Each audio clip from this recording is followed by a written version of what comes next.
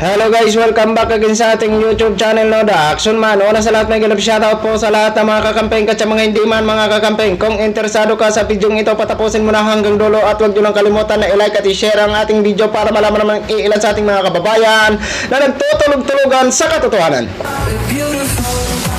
So muli naman nagbabalik ang nag-iisa niyong host na si The Action Man para magbigay ng komentaryo at reaction sa mga mainit ng issue ng bayan. So ito ho mga ka-action, mga kakampeng, no, may gusto lang ho ako na i-share sa inyo.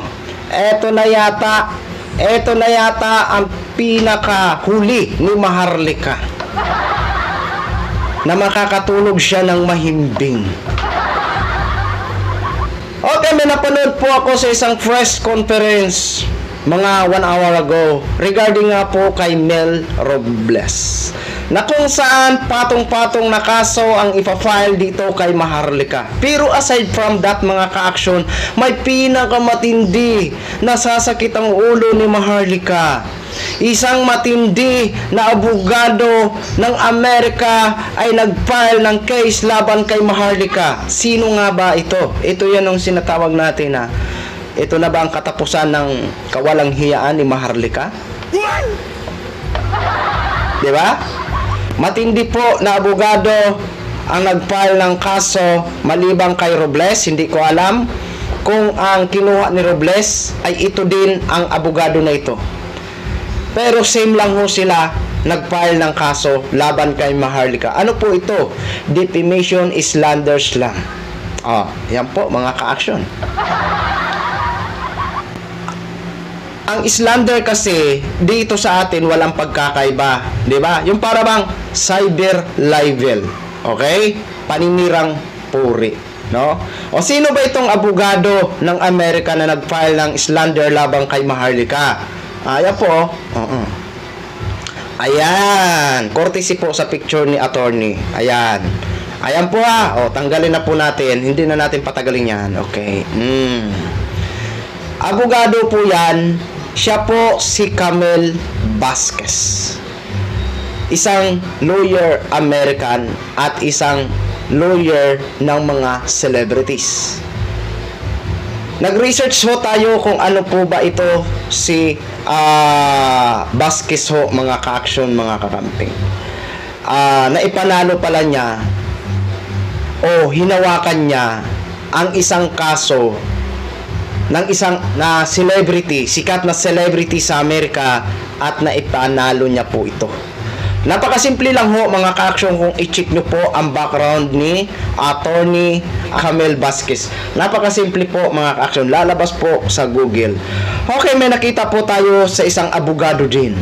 Sa isang abogado din ho mga ka-action, may napanood ho tayo sa isang abogado. Ayan po. Ayan, si Maharlika din ang kanyang naging topic. Ayan. Basahin po natin ang kanyang naging title.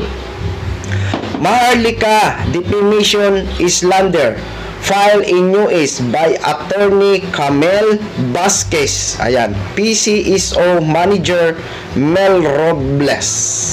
Ito din siguro mga ka-action ang abogado ni Mel Robles, 'di ba?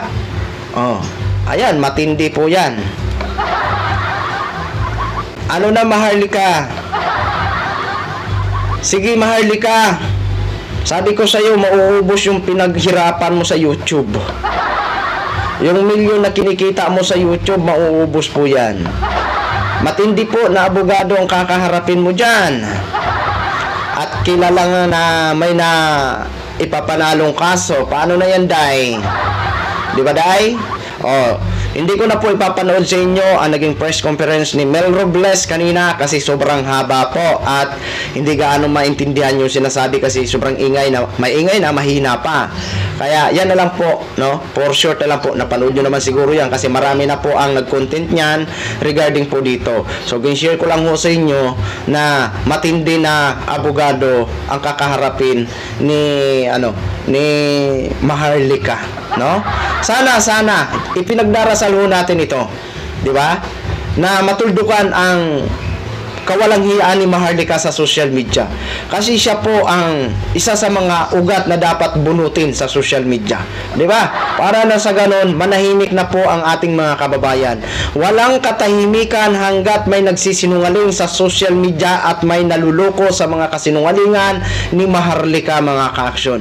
Kaya para matahimik ang taong bayan, bunutin ang pinakaugat na si Maharlika na ubod ng kasinungalingan. Okay? So yun lang ho mga ka-aksyon, mga kakamping, gin-share ko lang ho sa inyo. Maraming salamat po sa ating mga viewers Luzon, Visayas at Mindanao all over the world. Ako po ang inyong lingkod, si The Action Man. Have a good day, everyone. Beautiful.